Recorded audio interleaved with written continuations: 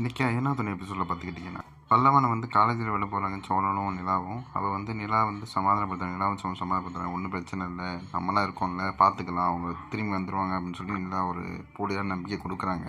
அதுக்கப்புறம் பல்லவனை காலேஜில் இறக்கி விட்டு அதுக்கப்புறம் பார்த்துக்கிட்டிங்கன்னா சோழன் வந்து நிலாவை கேட்குறாரு, இந்த மாதிரி என்ன ஆச்சு, இப்படி போயிருக்கு, இதுவும் இவர் தான் அனுப்பிச்சி விட்டாரா அப்படிலாம் வாய்ப்பே இல்லைன்னு சொல்லி அவரே கேட்குறாரு. அப்போ வந்து நிலா உண்மையாக சொல்கிறாங்க, இந்த மாதிரி அவங்க பணத்தை தேடிட்டு தான் வந்திருக்காங்க, அவங்க இந்த இன்டென்ஷனே சரியில்லை, எனக்கு முன்னாடி இருந்தால் தெரியும் அப்படின்னு சொல்லி சொல்லும்போது சோழன் அப்போ தான் வந்து வாங்க போய் பார்க்கலாம் என்ன அங்கே இருக்காங்களா அந்த பழைய வீட்டில்னு சொல்லிட்டு போய் 2 பேர் பார்க்குறாங்க. அந்த வீட்டில் போய் பார்த்தாங்கன்னா வீடு பூட்டி இருக்குது.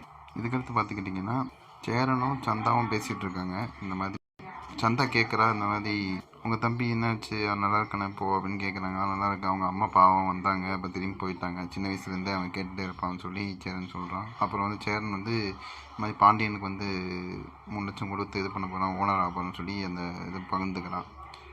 இதுக்கடுத்து பார்த்தீங்கன்னா நட்டேஷன் வந்து டீ குடிக்கலாம் பார்த்தா அங்கே எல்லாம் கிண்டல் பண்ணுறாங்க, என்னப்பா உன் ராசி இன்னும் இது இல்லையா, வீட்டில் பொம்பளே தங்கலை, உன் மருமக வந்த பிறகு எல்லாம் சரியாக நினச்சேன், ஆனால் இன்னும் சரியாகலையே அப்படின்னு சொல்லி சொல்கிறாரு.